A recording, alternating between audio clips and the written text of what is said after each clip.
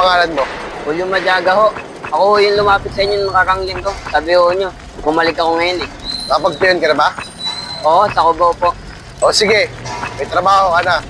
2.50 ang sahod mo kada araw. Bakit ho doon sa Cubao? 7 pesos ang bigay sa akin kada araw. Aba, tarantado ka. Mas marunong ka pa sa akin. Hala, sige, magtrabaho ka na doon. Oo. Sana'y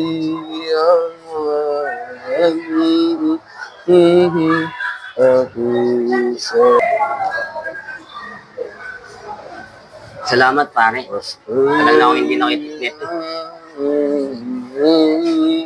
Ba't ka nagpapadrip, no?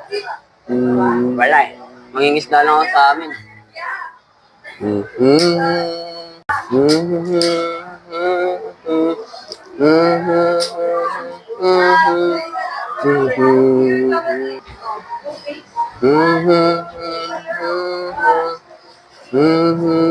Mas mahirap rito, pare. Mas masarap rito kung may pera ka. Kung wala, pepo ka. Matagal ka na ba dito? Mga 7 buwan na. Saan ka natutulog? Kung san-san. Paano yung buhay mo? May bano ako kaunting pera. Pero minsan nakaka-extra din ako kahit pa paano. Mahirap yan na suotan mo, pare. Pasalamat ka, may kaka ka. May panlaban ka sa gutom. Ganyan din yung katawan ko noon. Nung kakagaling ko lang sa probinsya. Tingnan nyo ngayon, parilya na lang. Eh, bakit hindi ka umalis sa pagpipiyan? Eh, saan ko naman isasaksak yung sarili ko? Uy, Benny! Mabihira ka naman! Hindi ka matutulog yung tao eh! Pagod ka naman! Tingnan nyo yan si Benny, ah. Ang hilig niyan, magkanta. Pero tingnan nyo, dito rin bumagsak.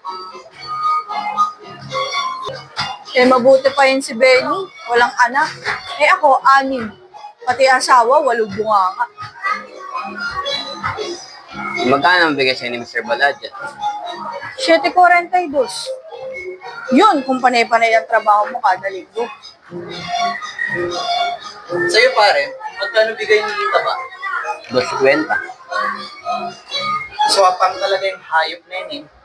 Ganyan din bigay mo sa akin, oh. Bago-bago pa lang ako rito. Ngayon, mag-6 na buwan na, wala pang natitira sa sahod, Taiwan pa. Taiwan? Ano yun? Yun ang pagbebenta ng sahod mo. Ganito yan, pare. Sa araw ng sahod mo, itong sahod mo, sasabihin ng manaban, walang pera.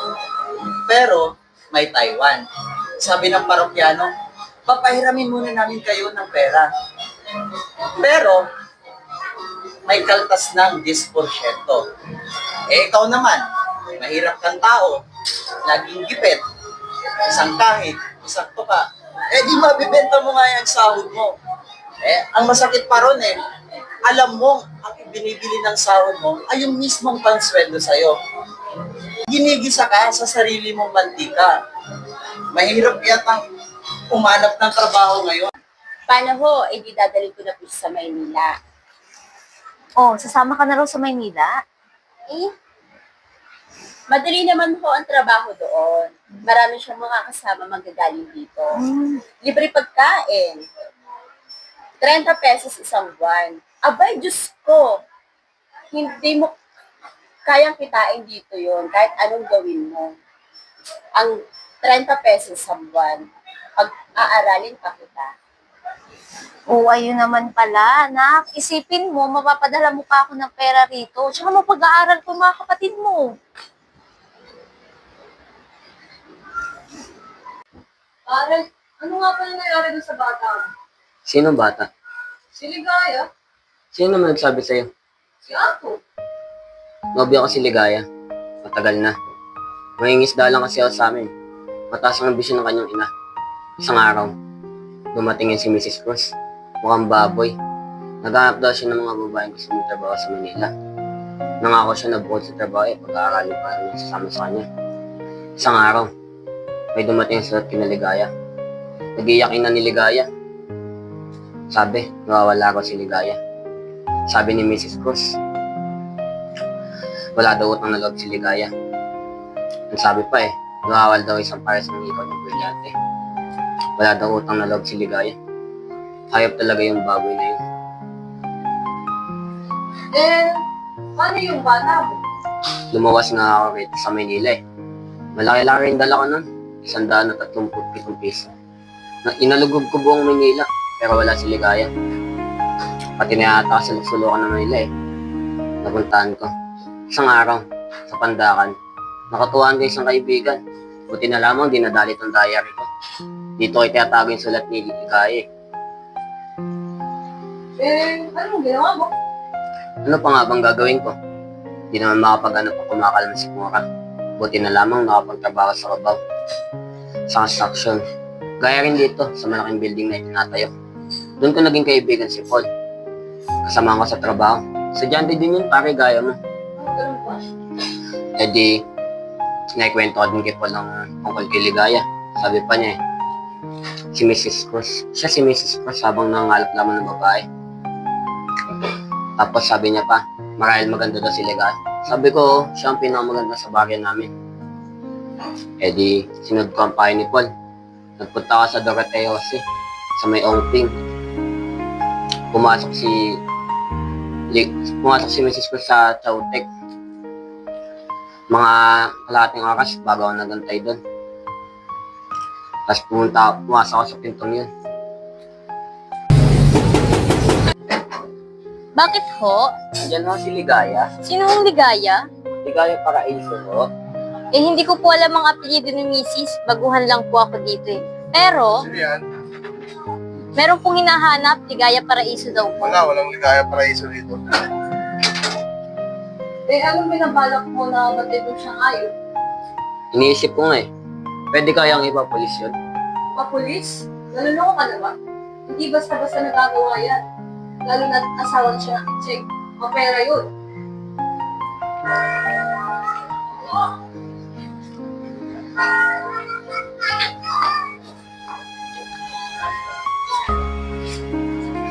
Ligaya.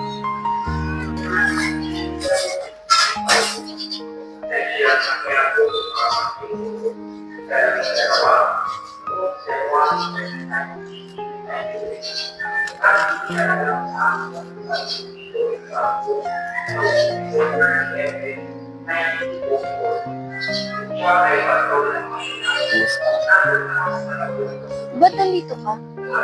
Matagal na kitang hinahanap. Saan tayo pwede mag-usap? Ikaw.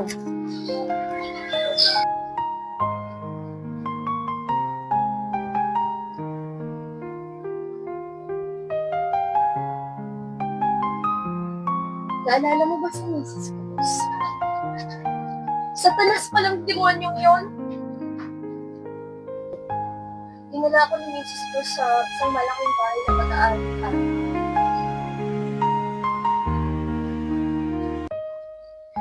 Isang araw, nagising na lang ako. May katabi na ako isang lalaki. Isang inche. Si ate.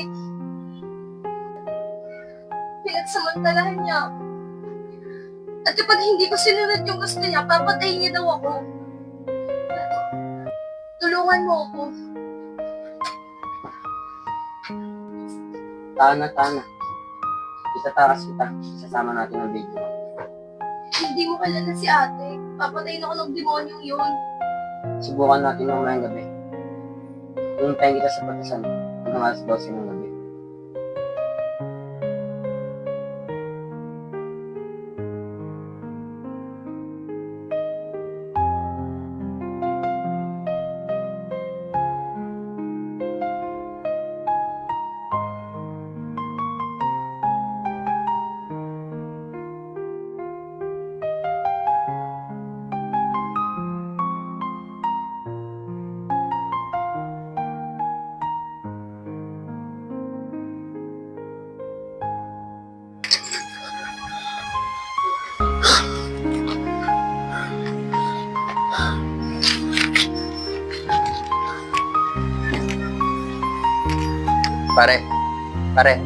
Pare, gising na. Ano oras na? Alas 5 na. Bis na, tara. Load tayo sine. Ano mo naman, punta tayo sa Pasay. Magkabaray tayo doon. Hindi naman ako makayang sumayaw eh. Di naman kailangan marunong sumayaw doon eh. Yakapin mo lang ang babae sa leeg. Sisiling na yun sa leeg mo, pare. Sayang lang ang pera.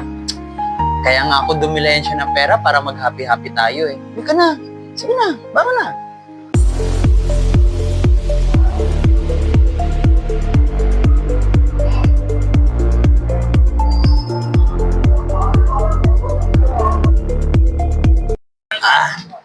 Beer pa, beer pa. Di, tama na, tama na. Ha?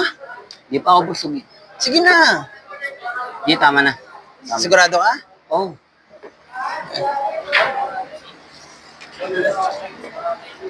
Sigarilyo.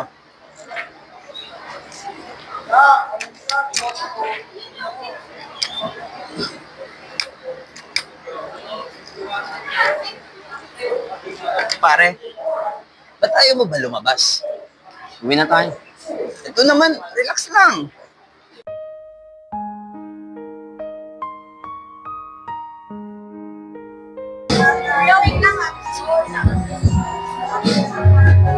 Alam ko na sa isip mo, si Ligaya. Ano nga bang banta nung inject sa kanya, kay Ligaya? Papatayin daw talaga siya.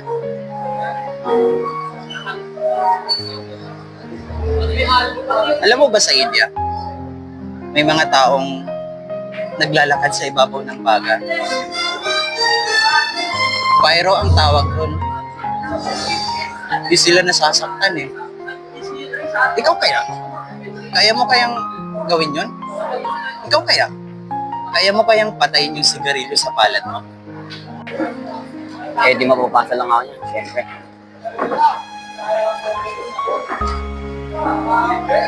Patayin mo sa palad ko.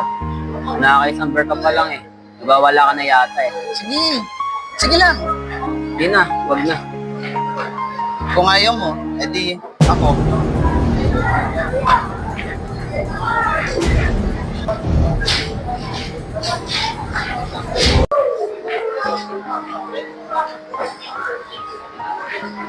Patay na si Ligaya. Nahulog daw si Ligaya sa hagdan eh. Tumama ang ulo sa semento. Pero ayon sa autopsiya, meron raw mga marka sa leeg. Humihingi ang kolumnistang yan ng isang malinis na investigasyon para malaman kung ano nga ba talagang tunay na pangyayari. Kanina pare, nung dumidilensya ako ng pera, hinanap ko si Ligaya sa mga punerarya. Swerte naman ako eh. Nakita ko siya. Sa Binetes, ang Boron. Bukas ang libing pare.